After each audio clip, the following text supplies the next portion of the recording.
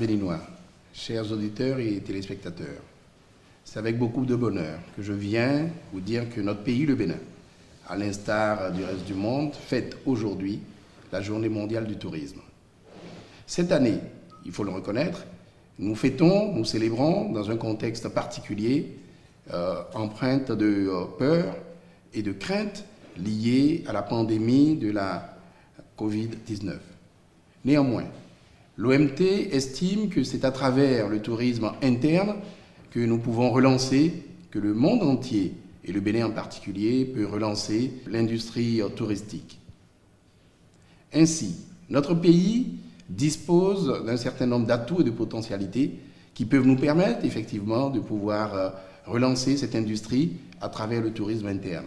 Je voudrais donc vous inviter à comprendre que le gouvernement de notre pays, depuis quelques années, a massivement investi dans l'agriculture et dans l'aménagement du territoire, dans les infrastructures de désenclavement, les routes, l'électricité, l'eau, la santé, mais également tout ce qui est nécessaire pour faciliter la vie dans la ruralité, dans nos territoires et donner du bien-être à nos populations. Ainsi, il nous est loisible de nous immerger dans la vie de ces territoires, dans la vie de ces populations, d'aller découvrir les chaînes de la Takora, ainsi que les cascades et les chutes. Il nous est loisible d'aller découvrir les sentiers pédestres pour faire des découvertes auprès des communautés.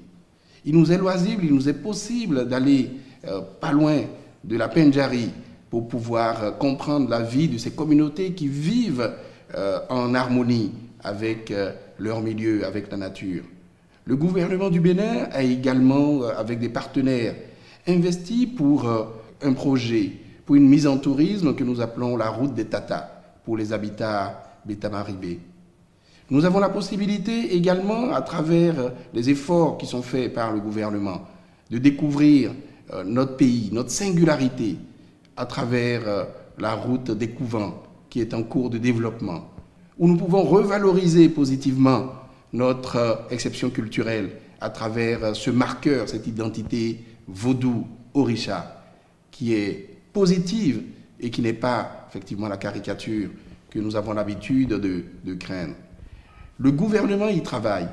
Nous avons la possibilité, en allant à Ganvié, d'aller découvrir la singularité de cet habitat, la singularité de ces communautés, en allant à Grand Popo, à Avlo, de découvrir des fermes écotouristiques. Et même à Ouida, quand vous allez à Djegbadji, avec les femmes qui, évidemment, travaillent dans les salières.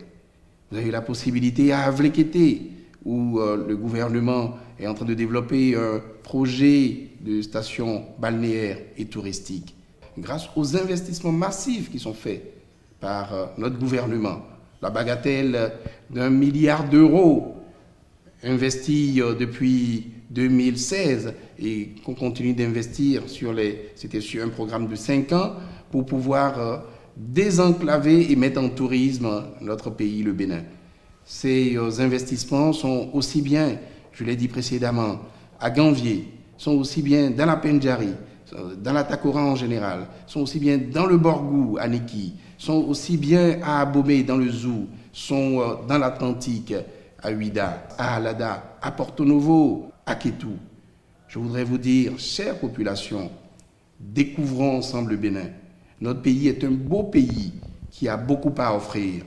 Et je voudrais également inviter nos jeunes et les entrepreneurs à investir dans ce tourisme de proximité, dans ce tourisme de développement local. Je voudrais inviter les édiles, je voudrais inviter les maires de nos communes à en tenir compte dans leur plan de développement communal pour que tout notre pays puisse être mis en tourisme et pour que les Béninois ne voyagent pas seulement pour telle ou telle cérémonie, mais saisissent l'occasion pour découvrir le voisin, pour découvrir le département d'à côté, pour découvrir des territoires un peu plus lointains, mais si attachants.